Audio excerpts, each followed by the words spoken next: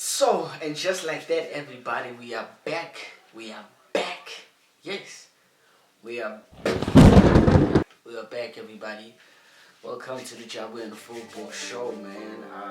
Yeah, it's been a hectic week and weekend of football, of international football. So, there's a lot of games to cover, and there's less time, guys. Hey, and it's gonna get hectic more. It's gonna even get hecticer, if there's even such a word. So yeah, today I wanna cover up, as we're getting closer and closer to the Euros, to the Euro 2024s. So I wanna look at the last games of the big countries, the last international friendlies. As we all know, there were friendlies. The international clubs were playing some friendlies, and there's a lot of games I missed. Not because I couldn't shoot. I did have time to shoot. It's just that I shot a lot of videos and I ended up mixing all the videos up. It was a whole mess. So that's why I ended up not reacting to the international friendlies. I was like, okay, let me just leave the friendlies and then I'll just prepare myself for the Euros. And yeah. So to prepare myself, as we all know, we have our own predictions as fans. Who's gonna win it, who's gonna be the best player, which country is gonna show up, all those things. So I made my own list here. I made my own list of the countries I think are gonna show up in the Euros. It's obvious countries, guys. I have England, I have Portugal, I have Croatia, I have Belgium, I have Germany, I have Spain, I have Netherlands, I have Italy. Those are my top 8 countries for the Euros. I don't know which one is first. I don't know which one is number last. I just wrote them randomly. So don't think when I said England first, you think England is gonna. No, that's not what I'm doing. So we're gonna look at them one by one. So we're gonna see their last games, and then I give my prediction of how I see their tournament. So yeah, let's get into it. So the first team, like I said, is England. You all know their last game was against Iceland, and it was a disappointing game for them because they lost that game 1-0. I think England is it's a clear proof that you can have all the quality players in one team, but the lack of coaching will never take the team to a success. You can mix all the stars together in one team, but without proper coaching, without these players getting proper coaching, it's not gonna be an easy road for the coach or for the players. We've seen that with PSG when they had Mbappe, Neymar, and Messi. It was a good trio, the best trio in the world, but they couldn't produce as much as we expected them to produce.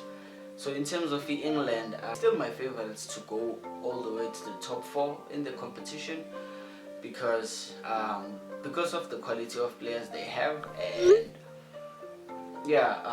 they have quality players, and I put them as favorites to the top 4. Unfortunately, it was unfortunate that they lost their last game against the Iceland. You could see that there was no combination. There was no combination between the players. Are not used to playing to each other, so especially that combination of Anthony Gordon and Foden, that combination just doesn't work together. I mean, Gordon, like I said about Gordon is just not the first.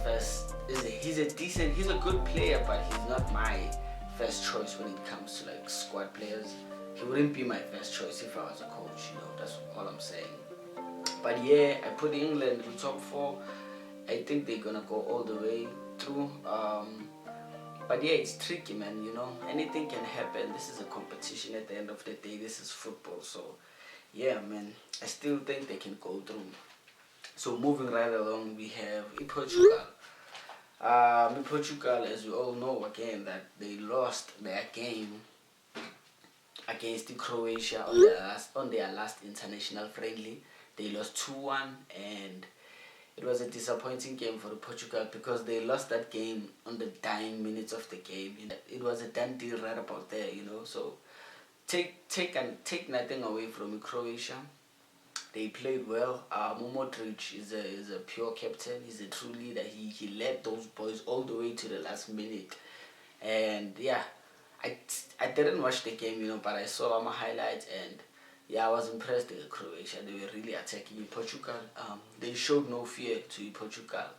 Even though Portugal didn't start no Cristiano, but yeah, either way, Croatia did give Portugal some problems. So in terms of like how far can Portugal go in the competition, I also think they can make it to the top four because again, quality of players they have.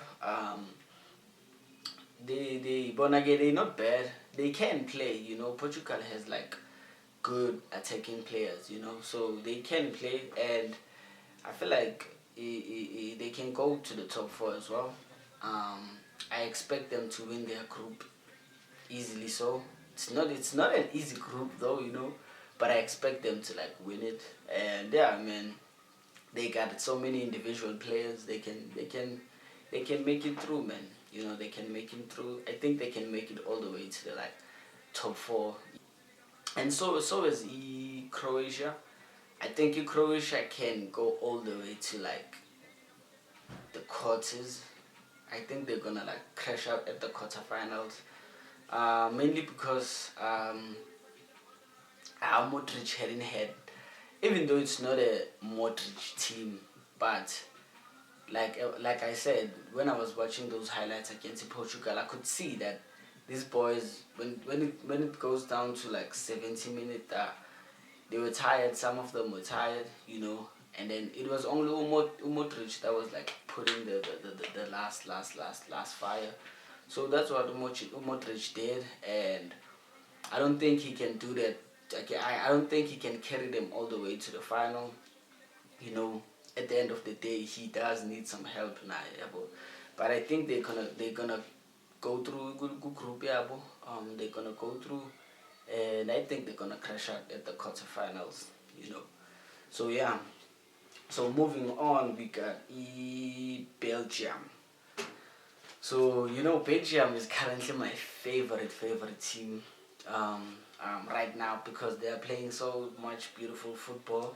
Um, yeah, Belgium are just playing beautiful football, and yeah, they are showing signs of winning mentality now. Belgium have been I wouldn't say overrated, but Belgium have been given the credit that they haven't deserved.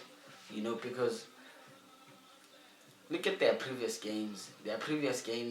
Okay, to the previous competitions, they were doing great, but they were not like as good as much as we wanted them to be because they have so much individual brilliance. I think them too, they were lacking in coaching, but right now everything is looking good for the Belgium. They are a combined team. Especially that combination, Yaga, De Bruyne, and Trossard. They just looking good, man. They just looking very very much good. And adding Abodoku inside that team, they are just a good attacking team. So as we all know, they won their game against Luxembourg. Against Luxembourg, they won the game comfortably, 3-0. So they won 3-0 comfortably. And yeah, they are ready for the Euros, and I think they're gonna go all the way to the top four too. I think they're gonna go all the way to the top four. So there's one spot left for the top four. Yeah, I put Belgium my favorites to the top four, and yeah, man. Let's just see, man. I'm just excited, just excited to see them.